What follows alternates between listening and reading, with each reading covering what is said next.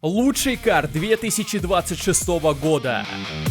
Байсан Гурса-Суркаев, Роман Копылов, Матеуш Ребецкий, Грант Доусон, Атеба Готье, и это только бойцы прелим-карда. Шон Брейди схлестнется с Хайкином Бакли. Александр Волков против Валдо Кортеса Косты. А вишенкой на торте станут два титульных поединка: Джошуа Уан против Тацуры Тайры и Хамзат Чимаев против Шона Стрикланда. Это UFC 328, будет жарко.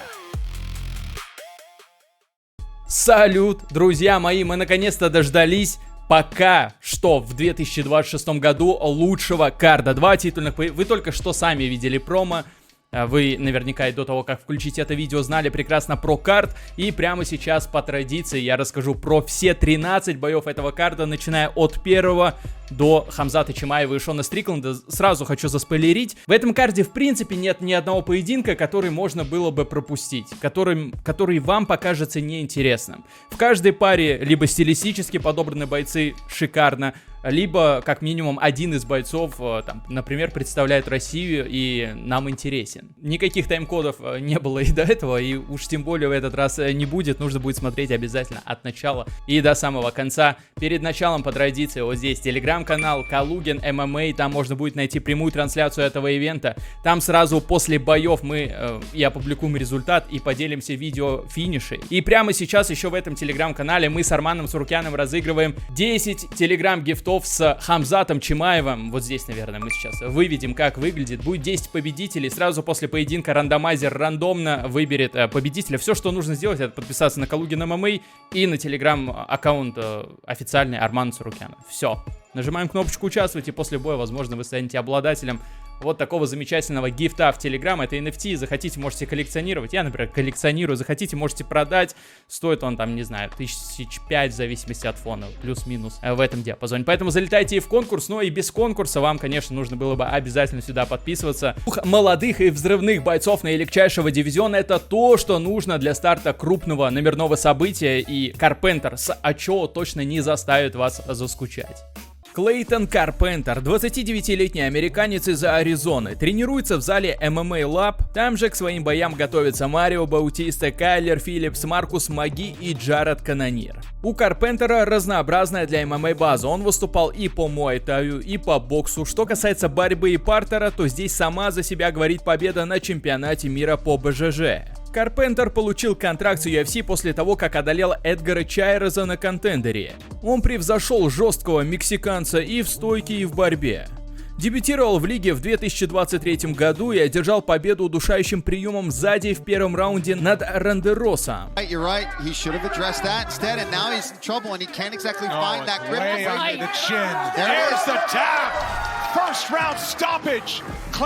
Далее, в октябре 24-го Клейтон встретился с Лукасом Рочей. И его он тоже задушил, правда, в этот раз до потери сознания.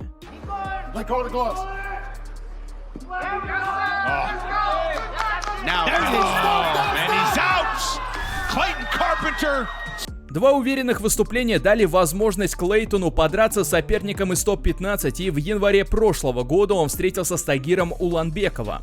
В стойке американец доставлял проблем Тагиру взрывными атаками и неприятными лоу-киками. Однако в борьбе россиянин был лучше и выиграл бой по очкам. Несмотря на это, Карпентер показывал всю свою прыть, даже находясь на спине, и смог нанести видимый урон.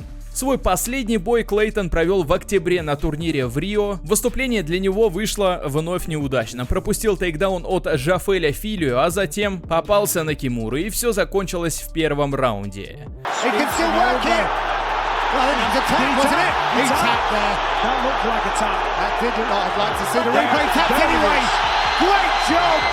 Так что выходит, что изначальный хороший старт с двумя победами превратился в уже средний результат в виде рекорда 2-2. Хосе Очоа моложе своего соперника на 4 года, ему всего 25 лет, тренируется в одной команде с Чарльзом Оливейрой в клубе Шута Боксинг. Очоа динамичный, резкий ударник, любит опустить руки и поиграть на публику. В UFC для Очоа все началось стремительно. Дебютный бой провел против Ланира Каваны, который сейчас входит в топ-5. Бой был довольно равным, но победу по очкам забрал Кавана. Весь поединок прошел без единого тейкдауна, на высоких скоростях и с быстрыми атаками. Перуанец уже в дебюте доказал, что с его ударкой все в полном порядке. Второй поединок Очоа провел спустя полгода и встретился с ветераном Коди Дарданом.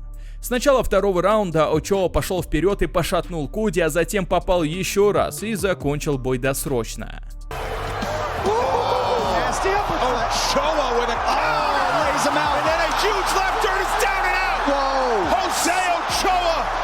И, наконец-то, свой последний поединок Хосе провел в июле прошлого года, когда на коротком уведомлении вышел против 9-го номера рейтинга Асу Алмабаева. Тот бой Очоа проиграл в борьбе, Асу доминировал, оформлял переводы, но при этом в стойке представитель Перу был успешнее. Всего за 3 поединка Очоа получил огромный опыт против серьезных соперников. Несмотря на свои поражения, он действительно бился, по сути, со всеми топовыми бойцами, которые, если сейчас не входят, то когда-то входили в топ-15 наилегчайшего дивизиона.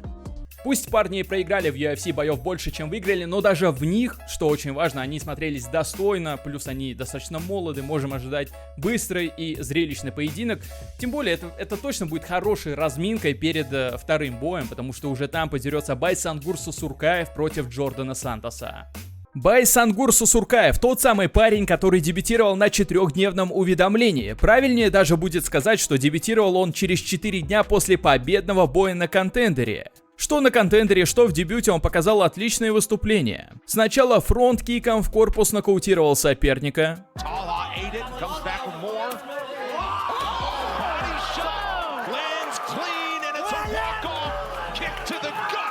А затем через 4 дня уже в перчатках UFC задушил Эрика Нолана во втором раунде.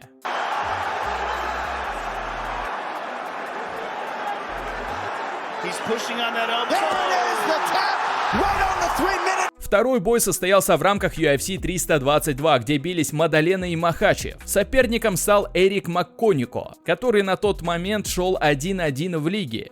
Бой проходил с поочередной работой в стойке и периодическими завязками в клинче. Поначалу Макконику даже перебивал россиянина, но дальше Байсангур стал попадать в большем объеме, за счет чего и забрал второй отрезок. А уже в третьем раунде Сусуркаев попал шикарной двойкой и нокаутировал уже уставшего Макконико.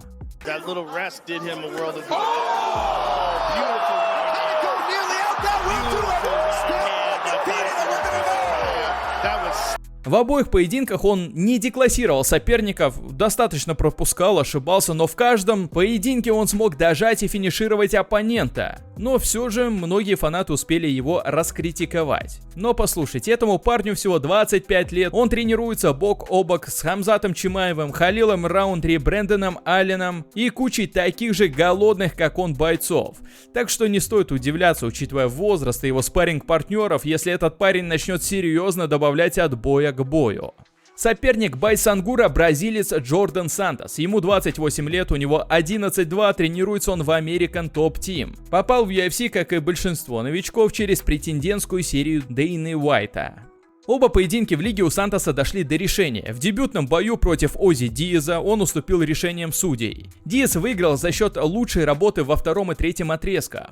Второй бой Джордана Сантоса в UFC был против Дэнни Берлоу, который выходил на эту встречу с рекордом 2-1 в промоушене. И перед финальным раундом счет был 1-1. В третьем отрезке бразильцу удалось оформить тейкдаун и хорошо закрепиться в позиции сверху, а затем еще немного подержать соперника в клинче, что и помогло ему закрыть поражение в лиге.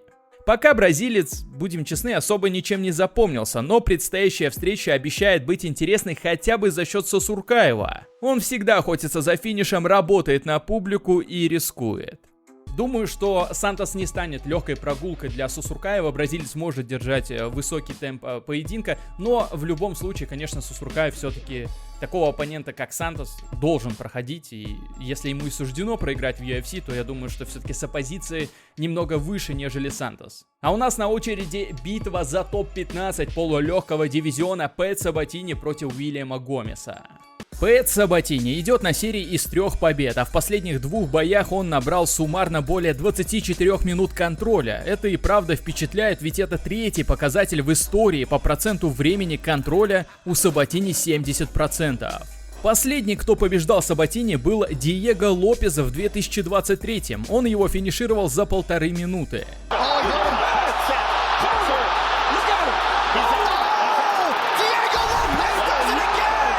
Исправив ошибки, американец вернулся и выдал серию побед. Сначала он встретился с Джонатаном Пирсом. Уже на 10-й секунде боя Пэт вышел за спину сопернику, потом контролировал его у сетки, перевел и снова оказался за спиной. На этот раз он накрепко закрыл захват на шее у Пирса, заставив его сдаться.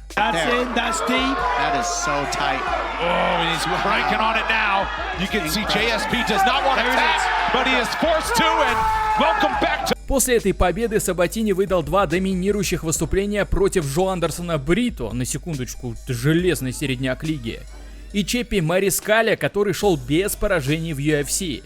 Да и вообще, на протяжении всей карьеры Пэт уже доказал, что и в стойке уронить может, а если уж дело дошло до партера, то дела для соперников совсем плохие.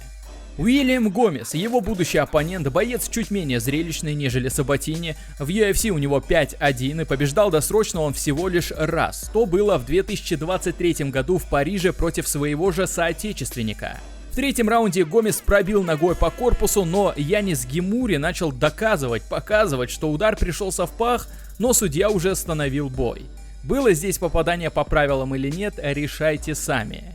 В поединках Гомеса зачастую много клинча, причем как по его инициативе, так и по инициативе соперника. Француз дает себя прижимать к сетке, но при этом неплохо работает и с такой позиции. Он 2-й номер, и его лучшее оружие, наверное, его визитная карточка, мидл-кики, которые он неустанно насыпает в любой момент боя. Этим ударом он и атаку начать может, и встретить соперника. У него в принципе очень выверенная ударная техника. После той победы над Гемури Гомес провел 3 боя. Все они дошли до решения. Гомес смог одолеть Жоандерсона Брито, которого мы уже вспоминали, и дебютанта Роберта Рухолу, но уступил раздельным решением Хайдеру Эмилу. И вот этот бой, кстати, получился весьма недурно. Оба выбросили более 100 ударов и неплохо разменивались. И Пэт, и Гомес — это претенденты на попадание в топ-15. Возможно, победитель этой встречи именно там и окажется. Оба бойца оступились, оба уже закрыли поражение. И знаете, вот Пэт Сабатини и Уильям Гомес — это как раз те самые парни, про которых говорят невыгодный соперник. Потому что они оба не входят в топ-15, но дерутся приблизительно на этом уровне. И вот сейчас их сводят вместе, и для них обоих это очень невыгодный бой, потому что победа тебе не гарантирует место в топ-15. Возможно, победитель там окажется, но никаких гарантий нет. А вот победить будет ой-ой-ой как сложно обоим. А мы подобрались к следующему поединку еще одного россиянина в этом карде. Роман Копылов подерется с бразильцем Марком Тулио. Роман Копылов — талантливый ударник, базовый рукопашник, который отлично применяет свою базу в ММА. К сожалению, его путь в UFC получается не совсем таким, каким хотелось бы его видеть российским фанатам. В июле прошлого года Роман получил поединок с популярным и хайповым Пауло Костой и имел реально хорошие шансы переиграть бразильца. Но уже в 1-м раунде Коста вел 41-11 по акцентированным попаданиям. Увы, 2-й и 3-й отрезки прошли по похожему сценарию. Больше атак и давления со стороны Пауло, больше выброшенных ударов и попаданий. И ведь когда Копылов шел вперед с сериями, поджимал Косту и выбрасывал удары, то тут же попадал и доставлял дискомфорт бразильцу. Но таких моментов было слишком мало. Как итог, Коста, проделавший действительно хорошую работу, забрал бой по очкам. Свой последний поединок Роман проиграл в похожей манере Грегори Родригесу. Бразилец больше шел вперед, выбрасывал жесткие удары и больше попадал, перебив россиянина в каждом из отрезков. К слову, Роман хорошо отзащищался от попыток тейкдаунов и сам провел 2 уверенных броска. После 2-го похожего неудачного выступления многие стали задумываться о том, что причиной поражения Копылова вовсе не в недостатке навыков или кондиций, а будто бы в настрое. Порой парень выходит и буквально разрывает соперников, а порой действует скованно и пассивно.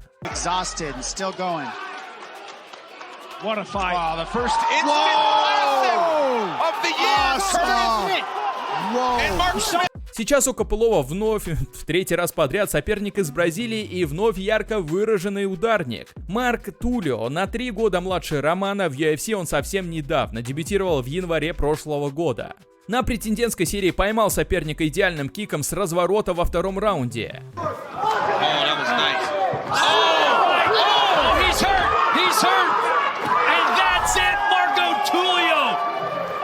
Дебютировал поединком против Игоря Потери и смог вновь оформить жесткий нокаут. Tulio just all over him right now, ragdolling him. Oh, and he's beating him down. UFC поняли, что кулаки у бразильца жесткие, и работу ими он умеет делать красиво, поэтому свой следующий бой Марко получил на большом номерном ивенте в Майами против Трэша Нагора. Здесь бой зашел во второй раунд, но за это респект стойкости американца. Ведь за первую пятиминутку Тулио его успел серьезно потрепать. После перерыва Марко продолжал жестко бить Гора и во второй половине финишировал наевшегося соперника.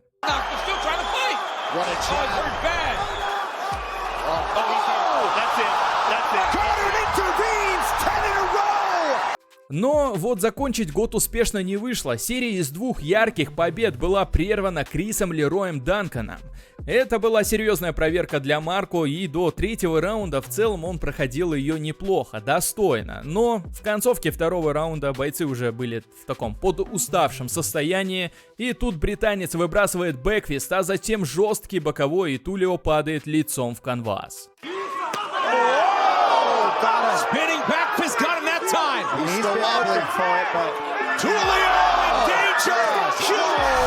По итогу, что мы с вами имеем? Что Копылов, что Тулио, ударники хорошего уровня, и наблюдать за их боями одно удовольствие. И они оба оступились на подступах к рейтингу топ-15. И это точно не тот случай, где мы можем увидеть зарубу, так скажем, пьяных мужиков.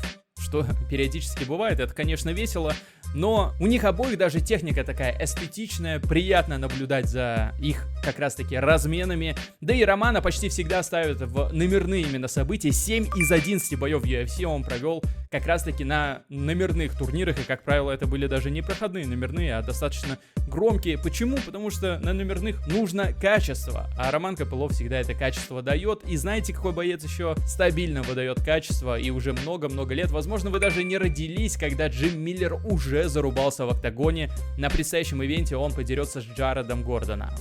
Джиму Миллеру уже 42 года. У этого человека 57 профессиональных поединков, большую часть которых он провел в рамках UFC. Просто вдумайтесь, когда Джим уже шел с рекордом 11-1 в ММА, люди, которым в этом году исполняется 18 лет, только родились. И ведь у Джима и в таком возрасте все хорошо. В последних 5 боях рекорд 3-2. Больше сабмишенов, чем у Миллера в истории UFC, только у одного человека, это Чарльза Оливейра. Зато по количеству боев и побед в истории лиги Миллер единоличный лидер. Настоящая легенда, одним словом. Но несмотря на такой статус, матчмейкеры в прошлом бою год назад решили подкинуть ветерану молодого соперника на серии из побед в лице Чейза Хупера. Хупер пошел бороться, но на начальном этапе Джим хорошо защищался и даже угрожал удушающим. В первом раунде он контролировал оппонента на земле, но в последующих раундах инициатива полностью перешла в руки молодого бойца. Хупер оформлял тейкдауны, забирал спину, как итог победы единогласным решением судей Чейза Хупера. Джим Миллер проиграл, но произошло это против соперника, который на 15 лет моложе его. Практика показывает, что в 90% случаев против плюс-минус своих ровесников Миллер показывает себя в разы лучше. Таковым и является его следующий оппонент.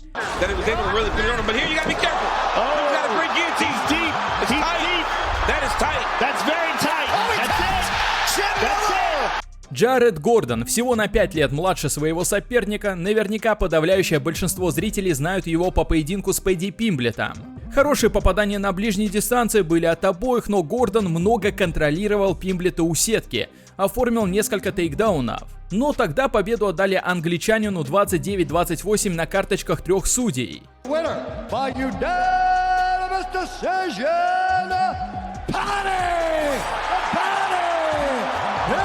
Однако зрителям такое решение не понравилось, и общественность назвала такое решение ограблением. На сайте MMA Decision победу Пимблету отдал лишь один человек. И я вам точно говорю, что, во-первых, это был скучнейший поединок, а во-вторых, однозначно победа должна была быть за Гордоном. С тех пор Джаред провел 5 боев, но только в 2 выиграл. В 2025-м он дважды выходил в октагон.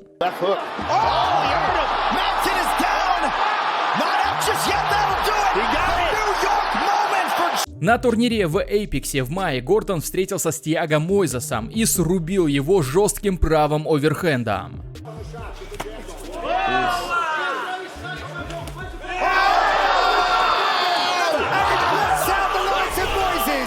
Последний бой он провел в сентябре на турнире UFC Ночи против Рафы Гарсии. В финальном отрезке оба заметно подустали, но посвежее выглядел Гарсия. Он смог поймать Гордона, когда тот пошел в ноги, а затем вышел на удушающий, но безуспешно. И продолжил вколачивать локти по голове соперника до тех пор, пока рефери не остановил поединок.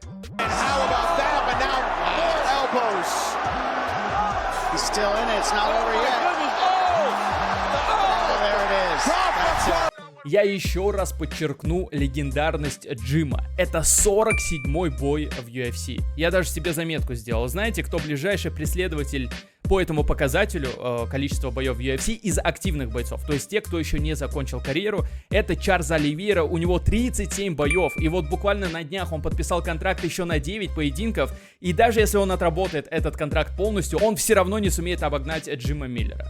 Настолько Джим легендарен. А вот по победам, кстати, они идут вровень. 27 побед в UFC у Миллера, это рекорд лиги, на секундочку, а у Оливейры 25. И вот по этому показателю Чарльз Оливейра еще нагнать может. После этого турнира, может быть, разрыв будет в 3 победы, но у Чарльза, я думаю, что как раз-таки этот рекорд Джима Миллера он побить сможет. А мы переходим к потенциальному бою вечера. Каждый раз, когда Матеуш Ребецкий поднимается в октагон, шансов на получение бонуса у остальных бойцов этого карда резко снижается вниз, а подерется он с Грантом Доусона. Матеуш Ребецкий — это тот парень, который в своих последних поединках оставляет все свое здоровье. Зубодробительный поединок с Мактебеком Оролбаем в октябре 24-го — яркое тому подтверждение. После этого боя Ребецкий будто бы убедился в крепкости своей челюсти и силе духа, и в следующих боях показывал не менее яркие выступления. Вернулся в октагон после зарубы с Оролбаем он в августе прошлого года, встретился с Крисом Дунканом. Парни не жалели друг друга с самого начала и обменивались тяжелыми подачами. К концу боя лица обоих превратились в кровавое месиво. Хоть Ребецкий Дункана перебил, судьи отдали победу шотландцу. Все-таки урона он нанес значительно больше. Ребецкий получил 2-й раз кряду бонус за лучший бой вечера. Следующая встреча была с Людовитом Кляйном в октябре. Словак был лучше в стойке. Минус в стиле ведения боя Ребецкого: он много ударов принимает лицом, застаивается перед соперником. Отсюда и все эти эпичные кадры с окровавленным лицом, которые фанаты разбирают на аватарке. Кляйн работал разнообразными комбинациями и доносил гораздо больше ударов. Но насколько же силен Ребецкий ментально, он не переставал идти вперед. В 3-м раунде Ребецкий после перевода оказался сверху. Минуты 2 он разбивал Кляйна из этой позиции и уже по традиции для себя закончил поединок полностью окровавленным. Доминантного последнего раунда не хватило. Первые 2 забрал словак, и ему ушла победа по очкам. Но Ребецкий получил 3-й бонус за лучший бой вечера к ряду.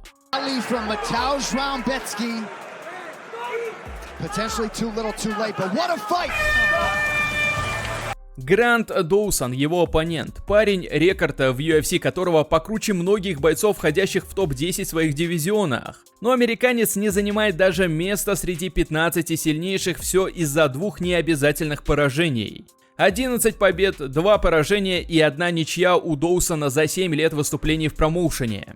У Гранта впечатляющая борцовская статистика: 42 по тейкдаунам в UFC и 1:40 контроля в грэпплинге.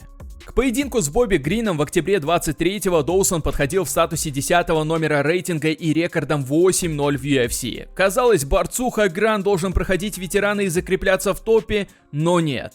На 33-й секунде на сближение чистым левым прямым Бобби отправил его на канвас и добил.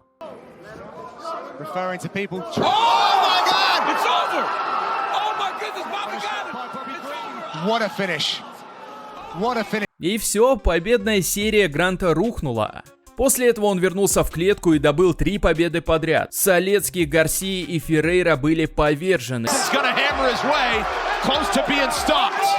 Yeah, he's nasty here tonight. TKO victory! A career best. Dawson! И вот только все начало выравниваться. Поражение с Бобби называли случайностью, как вдруг эта случайность повторилась вновь. Последний поединок Грант провел с Мануэлем Торресом, страшный нокаутер, который не был даже в топ-15. Начало неспешное, была лишь пара неудачных попыток прохода от Гранта. Бойцы продолжали нащупывать дистанцию, затем первое сближение — бум. Торрес зацепил Доусона, отправил на канвас и добил.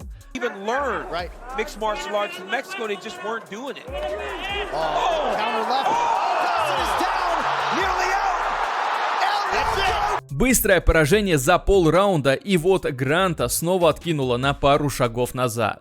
Есть ощущение, что Доусон опасается сближаться, и это главная проблема. Ребецкий обладает тяжелым ударом, и встречать Гранта будет жестко. Но сможет ли Матеуш отзащищаться от борьбы Доусона и встать из-под него, если бой перейдет в партер? Интрига в этом бою есть, а это всегда радует. Ни одного бонуса за лучший бой вечера у Гранта Доусона и целых 3 бонуса за лучший бой вечера к ряду в последних боях у Матеуша Ребецки. Это, знаете, когда какой-то плохой парень в школе, который курит за гаражами, зовет отличника за гаражи и говорит: давай, я тебе сейчас научу курить. Вот здесь примерно та же самая ситуация. Матеуш Ребецкий будет пытаться научить Гранта Доусона устраивать лучший бой вечера. Получится ли, увидим на UFC 328, а мы добрались, по моему мнению, до лучшего боя, не главного, прелим карда. Я не знаю, почему этих парней поставили в прелимы. По мне, вот Стивенса и Грина, до которых мы еще доберемся, они открывают основную карту, можно было поставить в прелимы. А вот Йоэля Альвареса и Ярослава Амосова смело можно было ставить открывать основную карту, но они только в прелимах. Настолько это хороший ивент, что даже такие бойцы оказываются в прелимах. Йоэль Альварес против Ярослава Амосова в полусреднем весе. Пока все держат внимание на таких ребятах, как Иэн Мачадо Гэри, Майкл Моралес и Карлос Пратос, Альварес и Амосов без лишнего шума выполняют свою работу, и победитель уже в ближайшее время может присоединиться к компании претендентов. Йоэль Альварес выступает в UFC уже 7 лет. Начал свой путь в лиге Йоэль с поражения, уступив Дамиру Исмагулову по очкам. После этой неудачи испанец одержал 4 досрочные победы подряд, и здесь, друзья, были финиши на любой вкус. Гильотина, добивание в граунд-энд-паунде, армбар, стоячий нокаут локтями и апперкотами.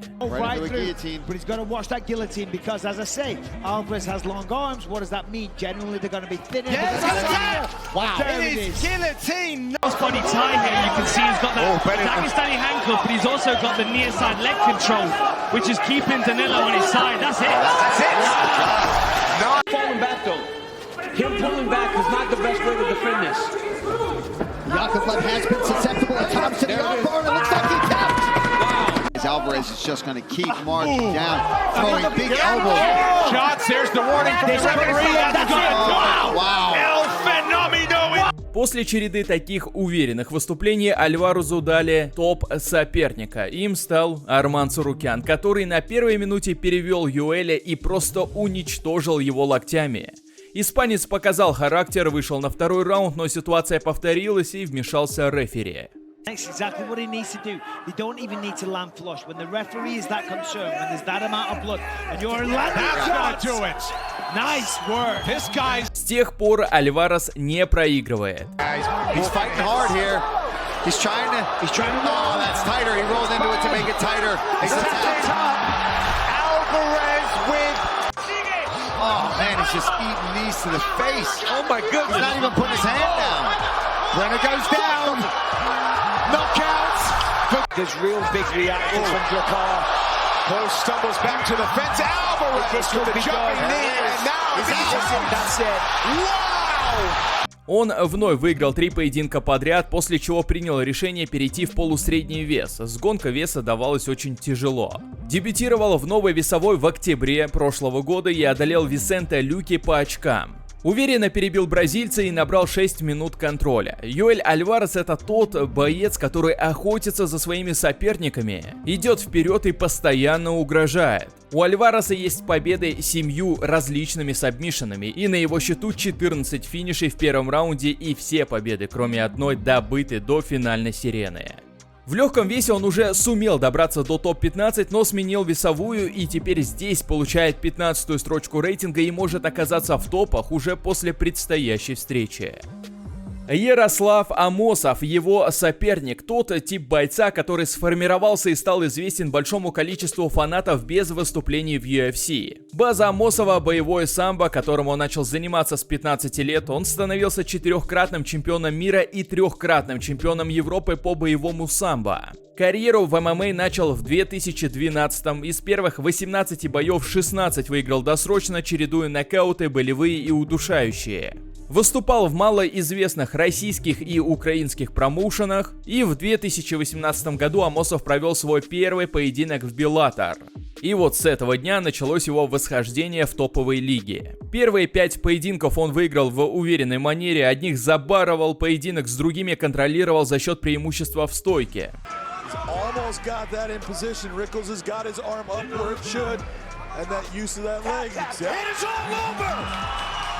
Выиграл претендентский бой и добрался до самого титульника с Дугласом Лимой. Лима считался фаворитом, однако Амосов выиграл все 5 раундов. Украинец не дал сопернику реализовать преимущество в стойке, оформлял тейкдауны и контролировал бразильца и забрал титул.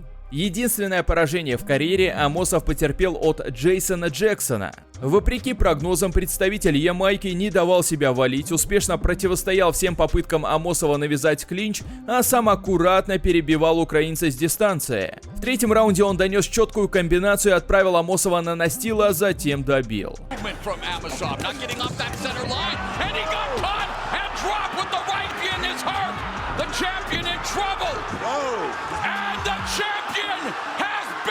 Весь 2024 Амосов пропустил. В марте прошлого года провел один бой вне Беллатора, выиграл удушающим и подписал контракт с UFC.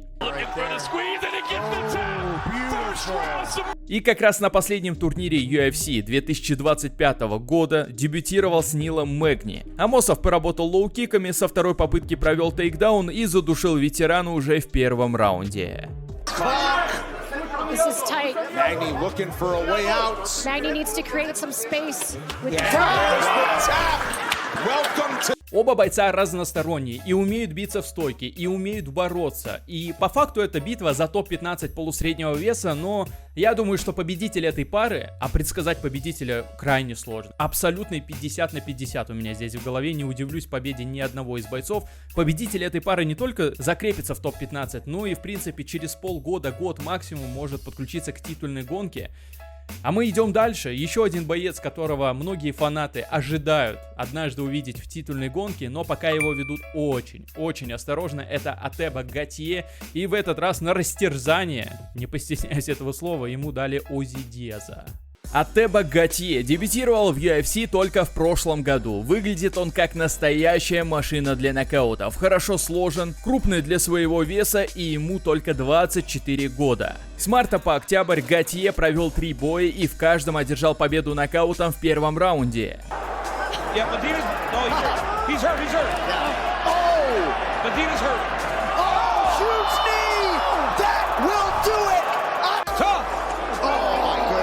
Body shot, now a right hand. Herb Dean trying to get in there. That'll do it. That will do it. Ateba. Barnes needs to get his hands locked right here. Oh no! Oh! What is this? Oh my God! How? With all the physicality. Да, позиция у него была далеко не высокого уровня, но нужно было ему дать ребят, с которыми он может раскрыться, чтобы фанаты обратили внимание на монструозного нокаутера. Ну и уверенности самому камерунцу обрести тоже было важно. Свой последний бой Гатье провел в январе этого года. Его соперником стал Андрей Пуляев. Скорее всего, по задумке матчмейкеров, россиянин должен был стать еще одним быстро поверженным соперником в резюме Готье. Пуляев шел с коэффициентом 6. С первых секунд Атеба пошел вперед и уронил Пуляева уже в начале раунда. Камерунец продолжил жестко разряжаться, но подходить легко ему не удавалось. В каждом из отрезков Пуляев его перебил по количеству ударов и даже забрал третий раунд. Но два нокдауна и сам акцент попаданий от Готье сделали свое дело. Это выступление показало, что с камерунцем можно и нужно не бояться работать. На ближней дистанции в клинче он просто убийственен. Когда видишь, как он забивает соперников, самому становится больно. Но вот с дистанции перебивать Атебу можно. Он, конечно, машина, но не кардио. К третьему раунду с Пуляевым было видно, что подустал. Но вот в начале, на первый раунд, желательно выходить против него в шлеме.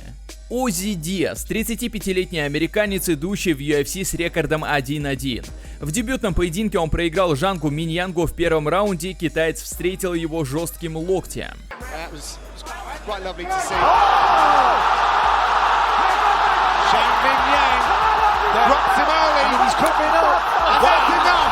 Второй бой Диаза прошел всю дистанцию. Поединок с Джорданом Сантосом проходил с обоюдными разменами, в которых лучше смотрелся Оззи.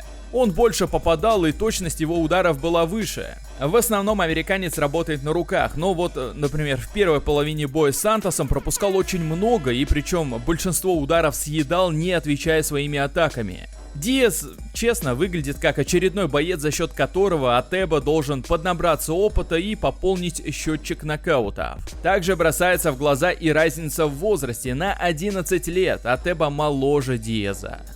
35 лет с рекордом 1-1 в UFC против 24-летнего Фрэнсиса Нгану, скажем так, шансы действительно очень малы. Не просто так, коэффициент на победу Оззи Диаза практически 8.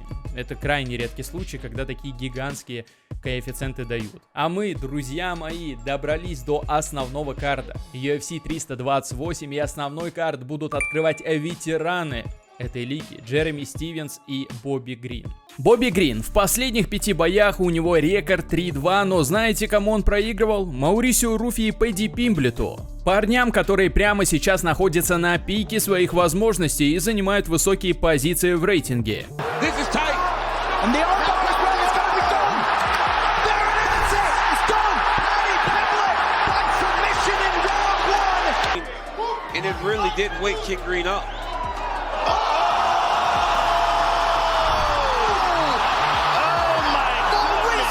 Трех других соперников Грин прошел уверенно. На UFC 300 он выбил все, что мог из легендарного Джима Миллера. Затем были как раз вот эти два очень быстрых поражения Руфи и Пимблету, а в декабре прошлого года Бобби встретился с дебютантом Лэнсом Гибсом-младшим.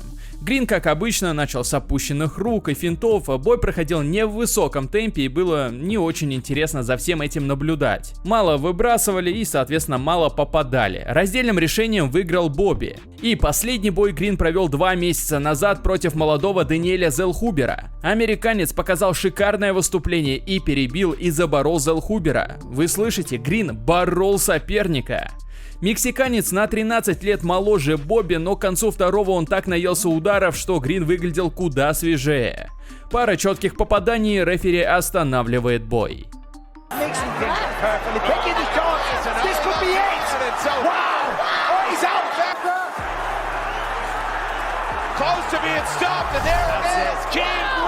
Итак, а что у нас там Джереми Стивенс? Этот парень пропал с наших радаров, по сути, после ухода из UFC. Но периодически в сводке новостей он появлялся благодаря своим выступлениям на голых кулаках. Из UFC Стивенс ушел в 2021 году и, прямо скажем, сделал он это прям на хреновой ноте. У него было 6 боев без побед, 5 поражений и 1 no contest.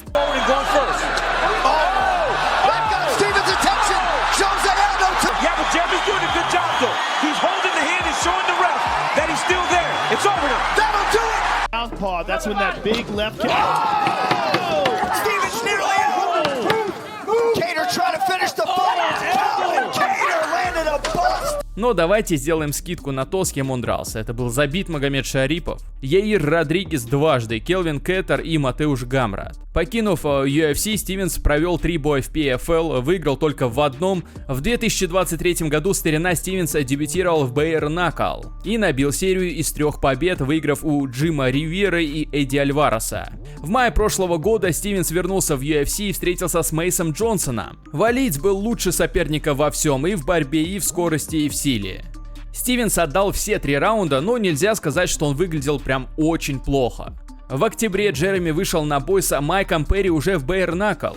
Поединок ожидаемо получился жестким, но Майк серьезно превзошел соперника 6 раз, отправив того в нокдаун. Получается, Стивенс побеждал всего раз за последние 10 боев в ММА. Как я уже говорил ранее, честно, я не понимаю, почему этих парней поставили в основной карт. Конечно, они могут устроить зрелищный бой, вообще бесспорно, не раз сделали это в карьере. Но там в прелимах, на секундочку, тоже не скучные ноунеймы остались. Поэтому немного странное решение, как по мне, но ничего страшного. У нас впереди 4 главных боя, и они по-настоящему главные, потому что с этого момента будет колоссальный разрыв, как минимум по значимости. И первая из 4 шикарных встреч — это Шон Брэди, 6-я строчка, и Хоакин Бакли, 9-я строчка полусреднего веса. Полусредний дивизион вообще сейчас принял эстафету от легкого дивизиона, который долгие годы считался самым популярным и конкурентным. Сейчас, по-моему, конкуренцию никто полусреднему дивизиону составить не способен. На фоне того, насколько насыщенным стал полусредний дивизион за последний год, вы могли просто позабыть о Шоне Брэди и Хоакине Бакли. Ведь эти двое проиграли свой последний поединок, и их затмили такие ребята, как Иэн Мачадо Гэри, Майкл Моралес и Карлос Пратос, которые сейчас активно включены в титульную гонку. Но и Брэди, и Бакли — это топ-10 своего дивизиона. Что уже говорить, Шон Брэди совсем недавно находился на 2-й строчке рейтинга и рассматривался в качестве основного претендента, когда еще Ислам Махачев официально не поднялся в весе. Бакли же шел без поражений в полусреднем дивизионе и уже выиграл в этом весе 6 боев подряд. Шон Брэди сильный борец, у него элитный уровень грэпплинга, высокий уровень борьбы. За счет этих аспектов он и побеждал таких ребят, как Гилберт Бёрнс, Келвин Гастелло, Майкл Кьеза.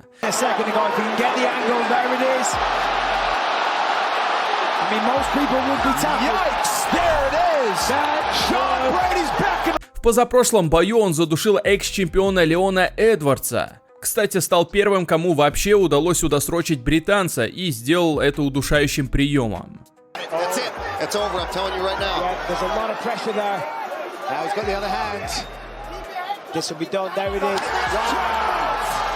Когда стало известно, что Ислам Махачев станет следующим соперником для чемпиона Джека Делла Мадалены, Шону Брэди на том же турнире назначили бой с еще одним претендентом Майклом Моралесом.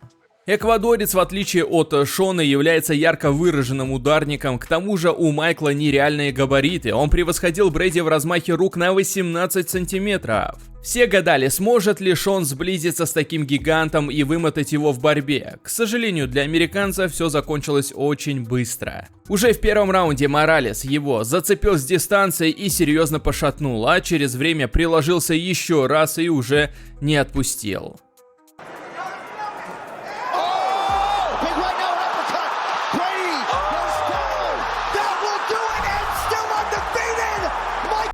Хоакин Бакли, автор нокаута века, по-прежнему. Свой путь в UFC он начал вообще в среднем весе. Там он побеждал ярко, только за одну победу не получил бонус, но при этом часто проигрывал. Как итог, рекорд 5-4 в среднем весе. И Хоакин решил перейти в полусреднюю весовую категорию. Для среднего веса он был довольно маленьким, поэтому переход был весьма логичен. К тому же это всегда хороший шанс перезапустить карьеру, и у Бакли все сложилось как нельзя лучше. Мощный и теперь еще более рельефный, он продолжил оформлять нокауты и смог добраться до топов. Занял 7-ю позицию в рейтинге.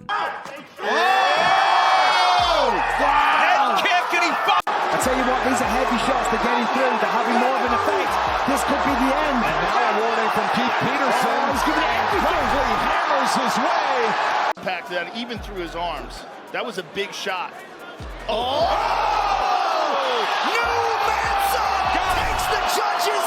В июне прошлого года он получил возможность побиться с Камару Усманом в главном бою вечера. Нигериец воспользовался своей сильной стороной борьбой и аж 12 минут контролировал Бакли. В стойке у Бакли были хорошие моменты, четко попадал и даже защищался от проходов, но Камару Усман уверенно забрал 4 раунда за счет борьбы. Хоть оба бойца идут после поражений, важно понимать, что не всегда последние бои являются показателем общего положения дел. Шон и Хоакин проиграли одним из лучших бойцов в мире, Моралес 3-я строчка в рейтинге, а Камару бывший доминирующий чемпион. До этих боев оба шли очень уверенно и проходили также топовых соперников. Так что эти двое временно выпали из титульной гонки, но победитель этой встречи, если не вернется туда-обратно, то будет буквально в одном шаге от этого. А мы добрались практически, а для кого-то, наверное, все-таки это будет даже соглавное событие вечера. Особенно для российских фанатов, потому что будет биться Александр Волков и Валдо Кортес Акоста. И они, как минимум для меня, ничем не уступают по интересу и накалу действительно настоящему соглавному событию, титульнику у Мухачей. Александр Волков за последние 6 лет проигрывал только Тому Аспиналу и Сирилу Гану. Один из них действующий чемпион, а другому проиграл вообще булщитом. Сам Волков уже очень долгое время находится буквально в одном шаге от долгожданного боя за пояс UFC. 1,5 года назад Волков шел на серии побед и выходил на реванш с Сирил Ганом. Встреча 2-й и 3-й строчки, настоящий претендентский бой. Чем все тогда закончилось, вы и сами прекрасно помните. Раздельное решение не в пользу Александра и обещание Уайта, что россиянин не пропустит вперед себя француза в титульной гонке, несмотря на поражение.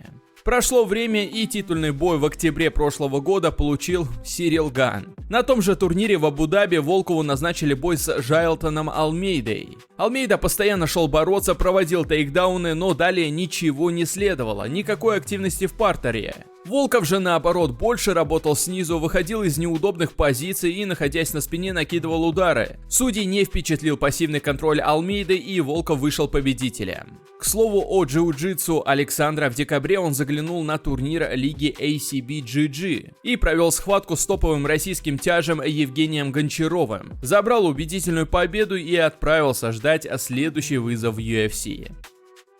Пока тяжелый вес стоял на паузе, сначала из-за неразберихи с поединком Джонса и Аспинала, а впоследствии и травмы Тома, один человек неизменно принимал все поединки и дрался и еще раз дрался.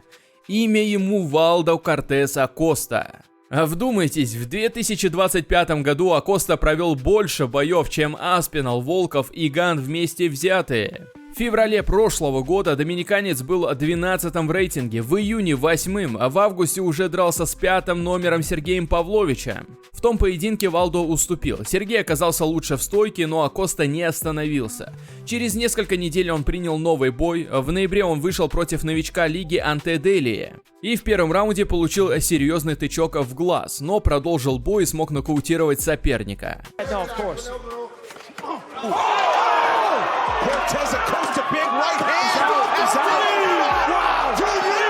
Всего через 3 недели на коротком уведомлении он прилетел в Катар и нокаутировал Шамиля Газиева за минуту и 22 секунды.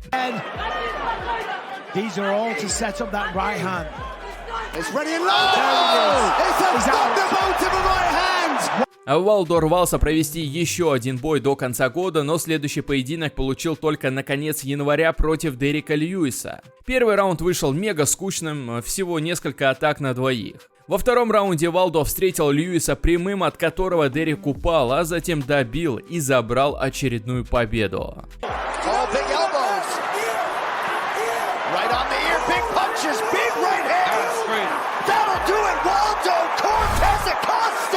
Всего за год Акоста прошел путь от обычного тяжеловеса в рейтингах до одного из претендентов, оформил 4 нокаута и неплохо так о себе заявил. Но теперь перед ним соперник совершенно другого калибра. Александр Волков обладает колоссальным опытом, уже второй десяток лет он бьется на топовом уровне. Опыт на его стороне и хороший бокс Валдо его, конечно, не удивит. Александр подписался в UFC за год до того, как латиноамериканец вообще начал драться в профессионалах. Однако Кортес Акоста уже показал, что с ним нужно считаться. Настоящий претендентский бой, но есть большие сомнения, что победитель этой пары получит титульник в этом году, потому что там настолько сложная ситуация. Сейчас Сирил Ган и Алекс Перейра будут биться за вакантный титул. Потом, соответственно, временный чемпион должен будет в объединительном бою биться с Томом Аспиналом. И где вот здесь место победителю этой пары, не совсем понятно. Там еще и Павлович с Тейшейра. Если Павлович выиграет, у него тоже будет серия побед. Тяжелый дивизион впервые за долгое время кишит буквально претендентами, причем на серии побед. А там еще и чемпион пока недоступен. Но в любом случае, в UFC часто бывают неожиданные повороты событий. Кто-то выпал там на 1,5-2 года или что-то в этом духе. Всегда нужно быть готовым и оставаться активным, что и делает Александр Волков. Стабильно раз в полгода выигрывает поединок и сохраняет свое место претендента номер 1. В какой-то момент уж должно найтись место, заслуженное место и для него в титульном бою. А мы переходим к соглавному событию этого вечера. Первый из 2 титульных поединков в наилегчайшем дивизионе. 2 бойца, которые первый раз в истории за титул бьются, оба родившиеся после 2000 года. Чемпион Джошуа Ван и претендент Тацура Тайра. Джошуа Ван начал свой путь в ММА всего лишь 6 лет назад. В 2020-м он впервые выступил по любителям, а спустя год дебютировал в профессионалах. Путь этого парня совсем непростой. В возрасте 10 лет он вместе с семьей эмигрировал из Мьямы, где разворачивались военные конфликты. Переехал в Малайзию, а спустя 2 года в поисках лучшей жизни они переехали в Хьюстон, штат Техас. Начинал Ван с бокса, и этот факт не должен был стать для вас удивлением, если вы видели его бои. Ван уверенно бьется в стойке, руки у него летят с хорошей скоростью, отсюда и большое количество нокаутов. В UFC пришел в 2023 году и уже провел целый десяток боев. Единственное поражение он потерпел от Чарльза Джонсона, об которого спотыкались многие проспекты. В прошлом году он закатил шикарный поединок с Брэндоном Ройволом, который даже был претендентом на звание Бой года. И на этот бой Ван выходил через 3 недели с последнего выступления. Одержав победу над Ройволом, Джошуа закрепил за собой статус первого претендента и уже в декабре вышел на бой с чемпионом Алехандро Пантожей. Тогда все закончилось очень быстро. На 20-й секунде Ван поймал ногу соперника после хайкика и пошел на него. И упавший Пантожа неудачно приземлился на руку и не смог продолжить бой. Pantoja's left arm is hurt. And that is it. Oh my goodness. Теперь перед Ваном первая защита титула и настоящая проверка в лице Тацура Тайры. Сможет защитить пояс, и фанаты сразу же провозгласят его новым королем. Потерпит поражение, все как один будут кричать о том, что ему повезло в бою с Пантожей.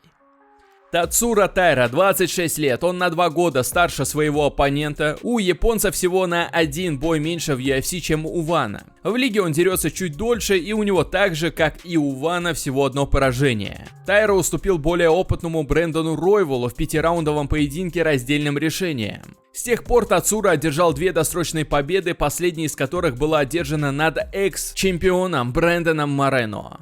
Первый раунд получился абсолютно незрелищным, все 5 минут Морено пытался довести до конца треугольник, который накинул на старте. Во втором раунде оформил тейкдаун и забрал спину Морено. Тайра начал вколачивать удары по сопернику, а тот ушел в глухую защиту.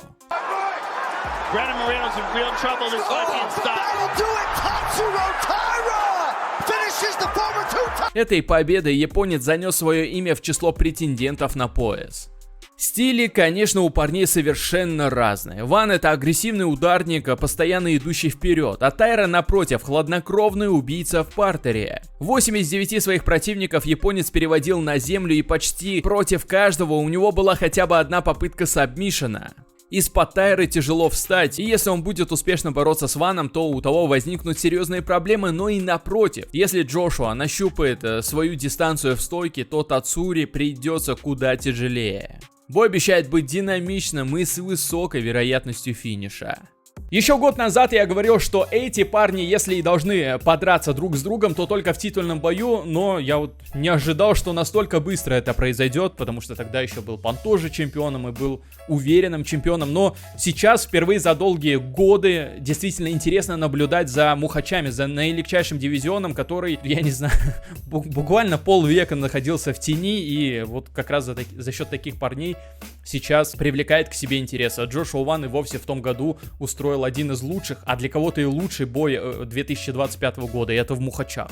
Большое достижение, я считаю, а мы добрались до главного боя вечера UFC 328.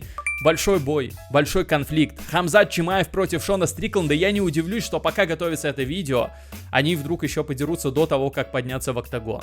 Один из самых ожидаемых боев этого года. Обычно мы так говорим, когда на кону стоит какое-то большое достижение или когда нас ожидает противостояние двух непобежденных бойцов в поединке за титул. Но здесь причиной пристального внимания и ажиотажа со стороны фанатов является еще один немаловажный фактор, а именно взаимная неприязнь. Шон Стрикленд и Хамзат Чимаев уже давно обмениваются неприятными высказываниями в интервью и соцсетях, но все же помнят, что Шон и Хамзат вместе тренировались и все выглядело довольно дружелюбно, так что же случилось?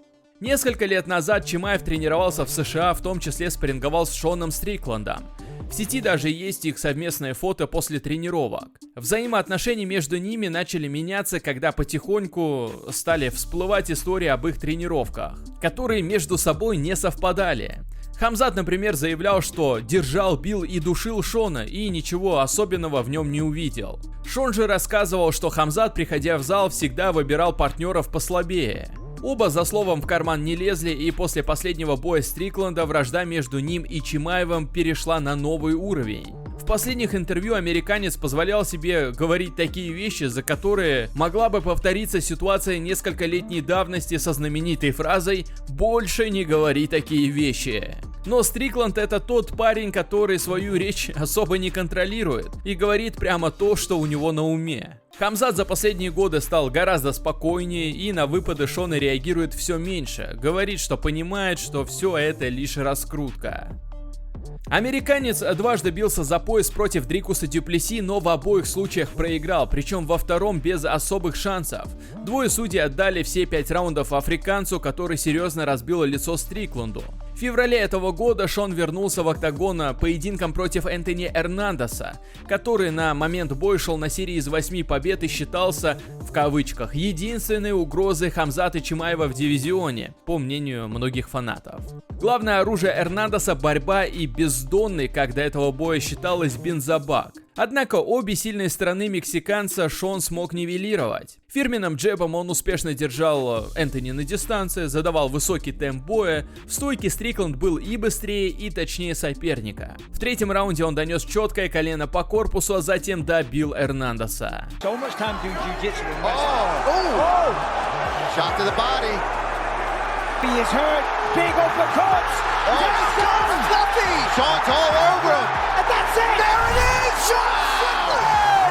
Уверенная победа Стрикленда над опасным соперником возвращает его в титульные баталии, и этим выступлением он будто бы доказал нам, что списывать его со счетов еще рано. Хамзат Чимаев завоевал чемпионский пояс в августе прошлого года, просто переехав Дрикуса Дюплесси. Тотальное доминирование, 21 минута контроля и 12 тейкдаунов. Чимаев спустя 5 лет в UFC становится чемпионом. После такого выступления у многих фанатов возникли сомнения в том, что вообще кто-то в среднем весе способен дать конкурентный бой Чимаеву. К этому бою Хамзат готовился в Соединенных Штатах. Там он тренировался вместе с топовым полутяжеловесом UFC Халилом Раунтри на протяжении всего лагеря, а также спарринговался еще одним топом среднего веса Брэндоном Алленом. Параллельно Чимаев вместе с Арманом Цурукяном прокачивал ОФП под руководством Сэма Калавите, который известен своими изнурительными и жесткими тренировками на выносливость. Стрикленд, как обычно, готовился в зале Extreme Couture под руководством Эрика Никсика и, кстати, спарринговал с Фрэнсисом Нгану. Интересно посмотреть, как будет проходить неделя боя, потому что обстановка будет накаляться с каждым днем.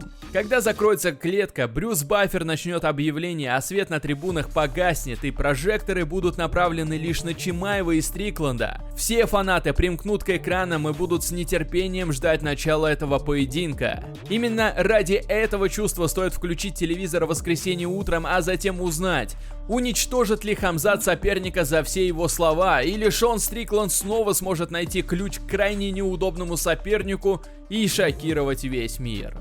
Шикарный, я бы даже сказал, охуенный турнир нас ожидает. обязательно запикаю это слово, но вы его все равно поймете. Правда, за вот последние полгода давно не было такого ажиотажа. Надеюсь, что ни один из 13 боев не слетит, потому что карта выглядит вот максимально укомплектованная. Подписывайтесь на телеграм-канал Калугин ММА, где розыгрыш гифтов 10 телеграм-подарков с Хамзатом Чимаевым. А мои выборы на этот турнир тоже там будут. Бонусы какие-нибудь от моих партнеров тоже там будут. Все там будет. Обязательно подписывайтесь и проведете эти выходные в хорошей компании. И самое главное, информативно, ничего не упустив. Ссылочка на телеграм-канал в описании. Друзья мои, всех буду ждать. Пока-пока. Ну и лайк поставьте.